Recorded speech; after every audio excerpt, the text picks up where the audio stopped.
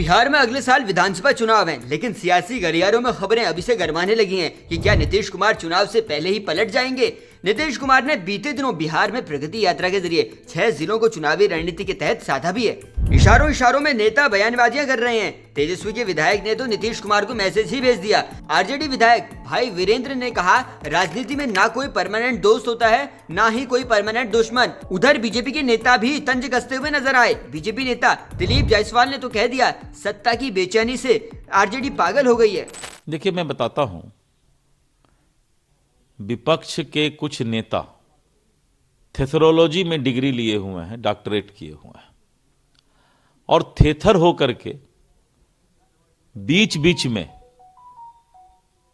मुंगेरी लाल के हसीन सपने यानी दिन में सपना देखने का काम करते हैं।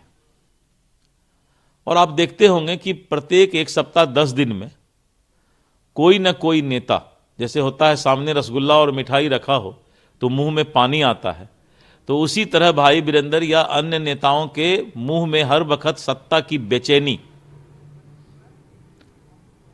का झलक मिलते रहता है। सवाल यही है कि क्या आरजेडी को अब भी नीतीश कुमार का इंतजार है। तेजस्वी जानते हैं अकेले बिहार में राज नहीं कर पाएंगे, इसलिए सत्ता हासिल करने के लिए नीतीश जरूरी हैं। जबकि नीतीश बार बार कह चुके हैं कि वो अब की बार ऐसी गलती नहीं करने वाले, वो बीजेपी के साथ ही रहेंगे।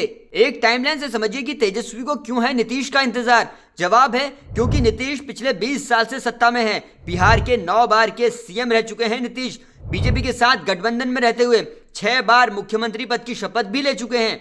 नीतीश बगैर गठबंधन के सिर्फ 1 बार ही सीएम बन पाए हैं। आरजेडी के साथ 2 बार सीएम पद की शपथ ले चुके हैं। आंकड़े यही कहते हैं कि बिहार में बिना नीतीश कुमार के नहीं बनती है कोई सरकार, और आज तक आरजेडी को भी कभी अकेले में इतना बहुमत नहीं मिला। नीतीश कुमार के पास बड़ा वोट बैंक है, इस पर कोई शक नहीं है। राजनीति के पंडितों का मानना है कि नीतीश कुमार बिहार में सत्ता की धुरी माने जाते हैं। 2015 के बिहार चुनाव में आरजेडी कांग्रेस के साथ नीतीश गए और सरकार बनाई। नीतीश कुमार के महागठबंधन में शामिल होते ही वोट प्रतिशत बढ़कर 41.84% हो गया और सीटों की संख्या हो गई 178। तब एनडीए का वोट प्रतिशत 34.59% था और सीटों की संख्या थी सिर्फ 58। अब 2020 के बिहार विधानसभा चुनाव के आंकड़े भी टाइमलाइन से समझिए। 2020 में नीतीश कुमार जैसे ही एनडीए के साथ आए तो वोट प्रतिशत बढ़कर 37.26 हो गया, सीटों की संख्या बढ़कर 125 हो गई, जबकि महागठबंधन को 110 सीट से ही संतुष्ट करना पड़ा। बिहार की राजनीति पर तेजस्वी के नेता क्या कह रहे हैं वो भी आपको सुनाते हैं। अब आदरणीय नीतीश जी का विदाई का समय है।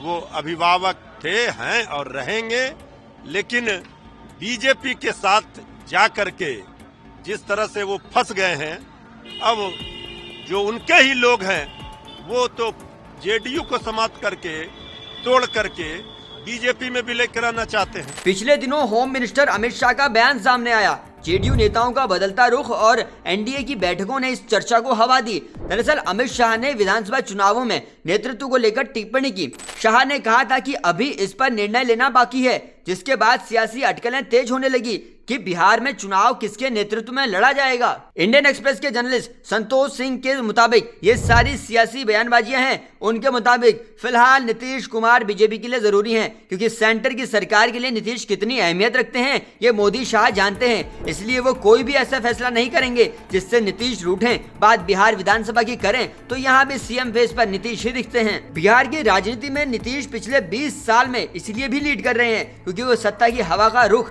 देखकर उसी तरफ बह लेते हैं। इसलिए उनके विरोधी उन्हें पलटू राम कहकर भी संबोधित करते आए हैं। सियासी गलियारे सियासत की खबरों से गर्म हैं। बिहार में बहार है या फिर इस बार नीतीश कुमार है, ये तो बिहार की जनता ही बताएगी।